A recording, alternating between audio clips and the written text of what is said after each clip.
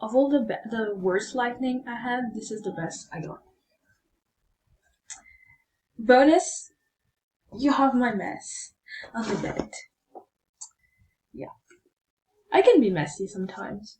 It's been a while I haven't sat down and talked with you, or just with myself, because I'm basically with myself right now.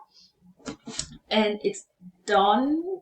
Today is the last day, so I quit my second job again.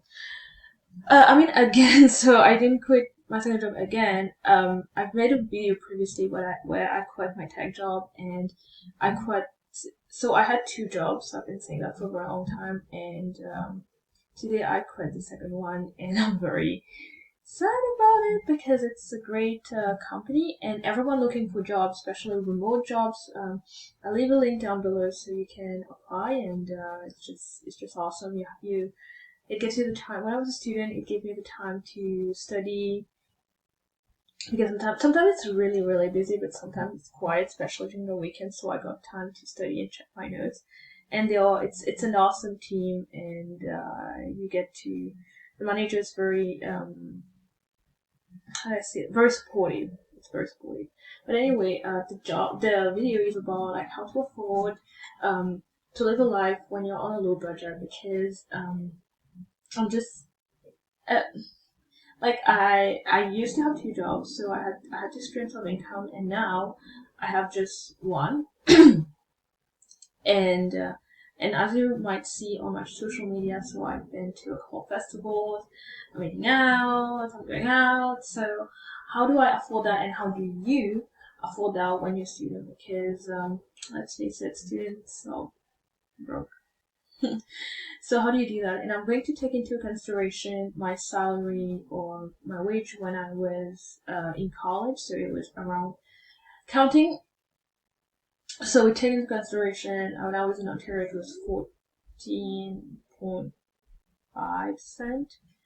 uh, and there was a rate of 1%, I guess, last year in Ontario. In Alberta, the minimum wage is 15.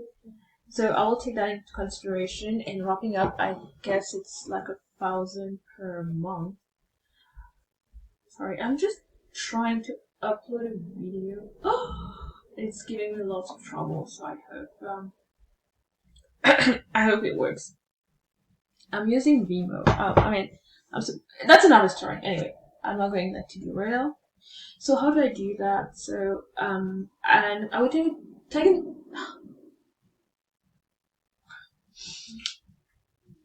So I was in Barrie, and probably most of you are in Toronto, but if not, you're in Edmonton. So I know lots of people say Edmonton is boring, but I made myself a challenge that I would find fun things to do. And up until now, I did. So some of them are restaurant, and this is a no-brainer. Like you have to spend money at the restaurant to be able to enjoy it. That being said, sometimes you have your way around it, and if you have a talent, for example, like singing and stuff like that. So you can do live music and they pay you in terms of food or beer. I know that because I know I met someone and she sang and she would have like food or beer. And I have one of my friends, well, and you guys might know him if you were at Georgian College. He's the previous health and fitness president, I think, like that. So he used to sing as well in bars, and he would get money, and I think he would get beers as well. So that is one way of doing stuff. Another way, so for example, to the Candle Festival, which is awesome, and I was about to meet that awesome group. My colleagues brought their thing in that group, but I didn't go on Friday. Anyway, so you get to volunteer. So why I like volunteering because I love festivals. I grew up in a family we who are artsy. So my mom, my sister, and I would paint, and I have an uncle who's actually a singer. Like he's a singer. Full stop. So one thing I wanted to have access to the whole site. I wanted to meet people. So when you're volunteering, you have access to the whole site. You meet people, and you get free food. So what's better than that? A ticket for that was $30. Yesterday, I was talking to my colleague, and he said, "Oh, it went up to $40." So you don't have to spend $40 when you're a volunteer, and you get to have all that thing. Yes, you will have to work or whatnot, but I was a floater, so I was just like going around and giving food to the other volunteer. But hey, instead of spending $40, I also want to actually do a little bit of rock climbing because I heard that there's like huge community of rock climbing, and I found out that a gym next to me, like a rock climbing gym next to me, if you do 2 hours of cleaning and you get a pass for a month. And I was discussing with a couple of friends, and we were like, the pass are quite expensive. So, like, if you can, like, because something when you're broke, you will have to trade your time for money, or you have to trade your time for something else. And in this case, you're trading your time to have a pass at the gym. Luckily, well, my work is like an hour from my house, which is a long way to go. However, luckily, there's a superstore which is 10 minutes walk from there, and the Flash Food app, and I've talked about it a lot, and I will put a link here. It's how to save 75% on food. So in this way, every time like they have things on sale, I can just like walk by and grab some stuff and bring it home because especially now that I have just one source of income, I want to minimize and be very mindful because I have student debt.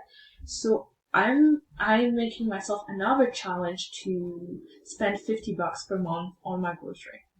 Let's see how that goes. I don't know yet, but I'll keep you updated. So there are different things that you can do to meet people and to live like a really great life. So put a spending budget for things that you really, really need to spend money, like for skiing or for eating out. But other things you can do is like this, like Edmonton is known for its festival. It's like 50 festival per year.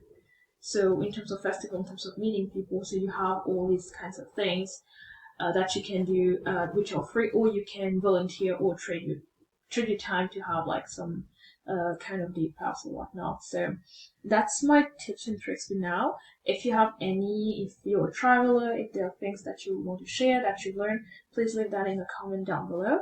And yeah, I guess I'll see you in the next video. Peace.